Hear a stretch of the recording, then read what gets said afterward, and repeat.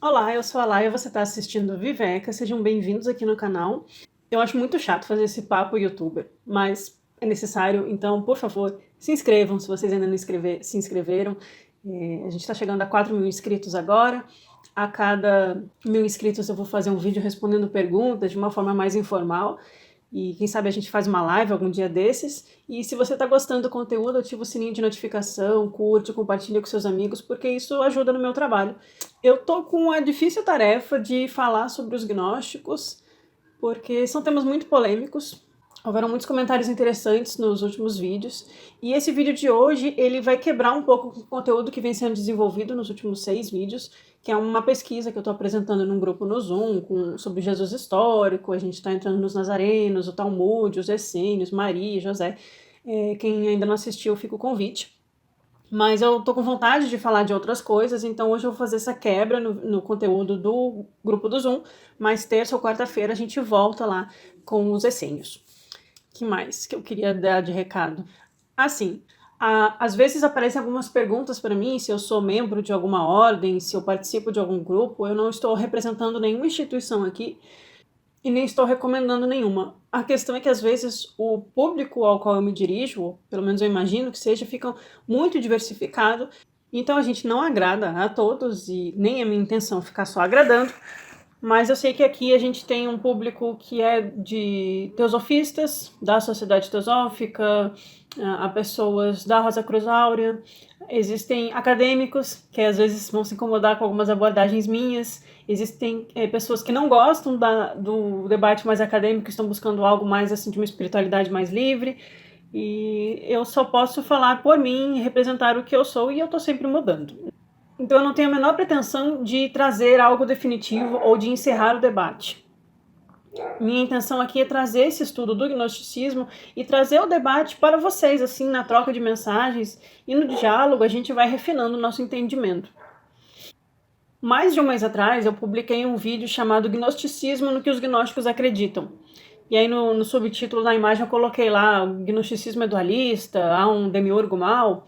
Eu tenho a intenção de fazer uma releitura do gnosticismo, de desconstruir alguns preconceitos, alguns rótulos que foram atribuídos aos gnósticos, e tentar fazer com que os gnósticos possam falar por si mesmos. Existem autores que eu gosto que dizem que o cristianismo verdadeiro, o ensinamento privado, o ensinamento real de Jesus, ele morreu quando morreu o último dos gnósticos. Então eu tendo a pensar por essa via, sem ofensas, mas deixando claro para vocês saberem o que vocês estão ouvindo. Ninguém aqui tem que concordar comigo, né? Mas eu penso que há um ensinamento muito profundo e muito filosófico nos gnósticos que tem sido muito mal aproveitado ou mal abordado academicamente. E em grupos espiritualistas, esotéricos, alguns de qualidade extremamente duvidosa, vem sido interpretado muito livremente e distorcido. Então eu estou tentando fazer um meio termo aqui entre a academia e entre a prática de vida espiritual, entre a vida interna. Porque o gnosticismo, para mim, ele não é algo que eu estudo num livro e depois eu sigo a minha vida. É algo que me toca. Há uma diferença entre você estudar o que pessoas da antiguidade diziam e às vezes até considerar elas confusas ou crentes ou malucas, e você vê alguma coerência no ensinamento delas, né?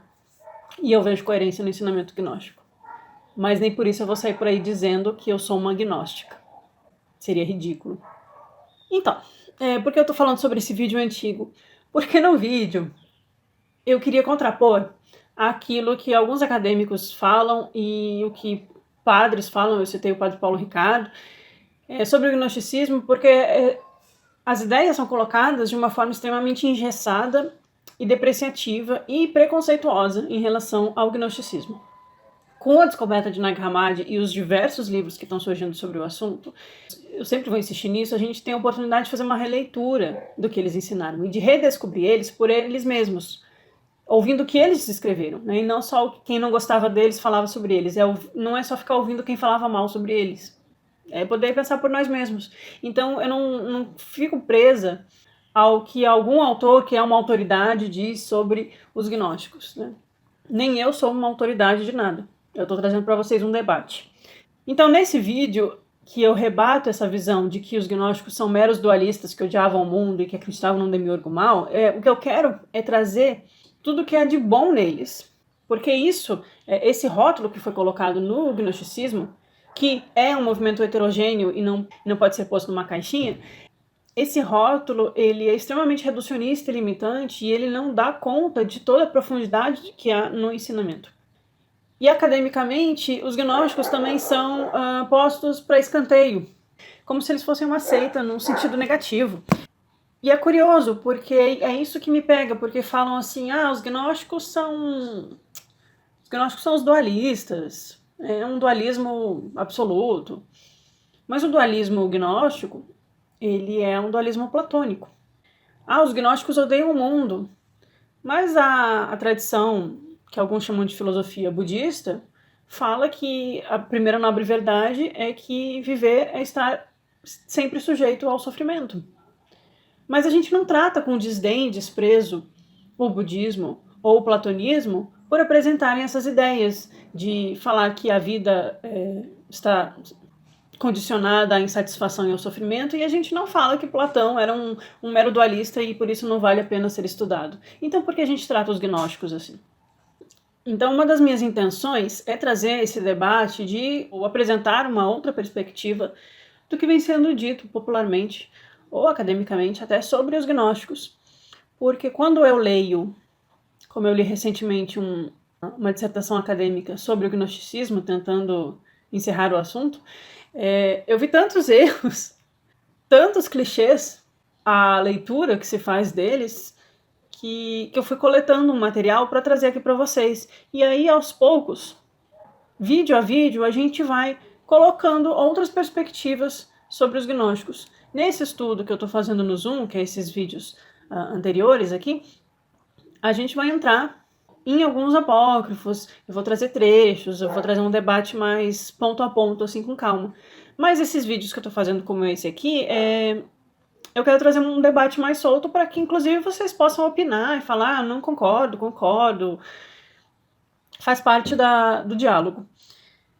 Mas o fato é que nesse vídeo que eu comentei sobre os gnósticos não serem dualistas, que eu falei que eles haviam um monismo dentro do gnosticismo, eu tendi muito para o outro lado, eu tô fazendo meia-culpa mesmo aqui, mas foi proposital, porque eu queria mostrar o lado bom deles. Rebater esse lado de dualismo, não que o dualismo seja ruim, ele é uma perspectiva filosófica, mas para mostrar que os gnósticos eles não falam só de um demiurgo mau, ou só de uma oposição entre matéria e espírito, ou mundo sensível e mundo inteligível, ou mundo dos arcontes e pleroma, dos seres divinos. Eles também falam de uma unidade fundamental de todas as coisas, eles também falam de um incognoscível, invisível, eterno, absoluto, que é o não ser de Parmênides, que é o uno plotiniano. Não tô falando que é porque é mesmo, eu não tenho dúvidas disso. E aí a gente não dá crédito para os gnósticos quando a gente não fala sobre as outras coisas que eles ensinam e que é a ênfase fundamental deles. Então, no Apócrifo de João, por exemplo, que é um dos textos mais importantes dos apócrifos gnósticos de Nag Hammadi e de descobertas anteriores, existe uma frase que os gnósticos trazem numa linguagem pitagórica, que eles chamam o uno de mônada. Monos, de um, né? Mônada é aquilo que é uma unidade. E a frase é: a mônada é uma unidade sobre a qual nada rege, ou não há nenhuma regência acima da mônada. A mônada é o que está acima de tudo. E isso vai ser fundamental na compreensão do gnosticismo, porque esse uno, inclusive, é o que permite que Eldabaoth tenha o poder de criação, que o demiurgo possa criar. Então, quando a gente fala de dualismo, a gente pode falar, por exemplo, que o catolicismo é extremamente dualista, porque ele fala de céu e inferno, e Deus e diabo. Mas no gnosticismo, o demiurgo, sim, ele é uma força inferior em relação ao um. E sim, ele pode ser vencido pelo próprio ser humano. O ser humano que se torna um vivo, ele transcende o poder do demiurgo. Mas o demiurgo, ele não surge do nada, ele surge a partir dessa manifestação do um, e ele possui o poder de Sofia, ele possui o poder da luz dentro de si, mas ele está em estado de ignorância. Então ele não pode ser equiparado ou equivalente ao um. E, portanto, a dualidade gnóstica é uma dualidade platônica no sentido de que não há um Deus e diabo equivalentes, não há duas forças opostas que estão em guerra, mas há uma força inferior que, por causa do esquecimento e da ignorância, acaba aprisionando a alma no mundo. O mundo gnóstico, ele é um reflexo do mundo divino. E o reflexo, ele não existe por si só, ele é só um reflexo. Portanto, não há algo concreto que contrapõe o mundo divino. Há apenas uma cópia. E a cópia, quando é entendida como cópia, ela deixa de ter poder sobre nós. Isso é a questão do gnosticismo. É deixar de ser submetido ao poder da cópia. Cristo é um vitorioso ou um salvador da humanidade porque é aquele que transcendeu essa ignorância. Ele despertou para o Cristo interior, ele percebeu a unidade e ele já não é mais subjugado pela força dos regentes do mundo. Assim como Buda, um iluminado, ele não é mais subjugado pela ignorância e, portanto, ele enxerga a realidade tal qual ela é. Ele enxerga a manifestação e a sua visão de eu não é contaminada e, portanto, ele percebe que não há um eu individual, fixo, inerente, permanente, porque ele tem a clara visão da sabedoria. O gnóstico, ele está buscando Sofia como ele está buscando a sabedoria. A Sofia, ela está além da ignorância do demiurgo. Então, a busca do gnóstico é a busca da transcendência dessa ignorância. E ao transcender a ignorância, ele não está fugindo do mundo, ele não está ignorando a existência do mundo, ele só está dizendo que esse mundo é um mero reflexo do mundo inteligível. E que as ideias daqui não são as ideias reais. E que o mundo noético é muito mais importante, muito mais poderoso e muito mais cheio de verdade do que esse mundo de enganação, onde os nossos sentidos fomentam paixões e vícios dentro de nós e fazem a gente ficar aprisionados. O gnosticismo, ele é, de certa forma, essencialmente platônico. De certa forma, tá? Porque eu não estou ignorando que existem outros fatores no gnosticismo a serem trabalhados. Então, há um dualismo no gnosticismo. Mas o gnosticismo não é essencialmente dualista, ele é essencialmente monista. E eu sei que muita gente vai querer brigar comigo por causa disso. Mas aos poucos eu vou trazendo o porquê de eu enxergar assim. E se eu estiver errada, tudo bem, eu vou mudar de opinião. Porque no gnosticismo, todo o plano espiritual e todos os seres divinos, eles existem por causa do um que derramou a si mesmo, que manifestou-se, que ele possui um movimento de processão. Ele nunca diminui ao manifestar-se. Ele nunca deixa de ser um ao manifestar-se. E esse um, ele está dentro de nós. Tanto que no Evangelho de Tomé, eu sempre lembro dessa passagem, é dito que Jesus diz que levante uma pedra e ali eu estarei, quebre madeira e ali eu estarei. O reino de Deus está dentro de vós e em todas as coisas. A unidade divina, ou a luz do Cristo, está dentro de nós e em todas as coisas. Então há uma unidade essencial. E é essa unidade que ela vai ser encoberta e aprisionada, essa luz vai ser aprisionada, essa imagem mitológica, simbólica que os gnósticos usam, durante a manifestação da matéria. Quando há um movimento de ruptura com a unidade e surgimento da multiplicidade, essa multiplicidade causa uma visão de ignorância, onde a gente não consegue mais perceber a unidade. E isso são como camadas que se interpõem entre nós e a consciência divina. E quando eu falo que é mitológico, que é simbólico, e às vezes eu até lembro do Jung, não quer dizer que eu estou dizendo que tudo é simbólico e que não há uma realidade. Na verdade, os gnósticos, eles trabalham com a visão hermética de micro- ou macrocosmos. Então, o que está acima é como o que está abaixo, mas no fundo, no fim de tudo isso, não existe acima e abaixo. Tudo é um e a mesma coisa. O que está acima é como o que está abaixo, mas na verdade são a mesma coisa.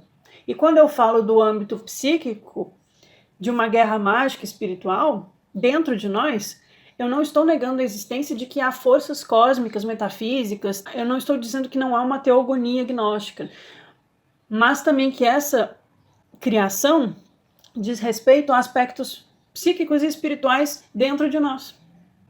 Se a gente vai acostumando a trabalhar com essa ideia de que são aspectos da mesma coisa, vai ficando mais fácil de entender o texto gnóstico.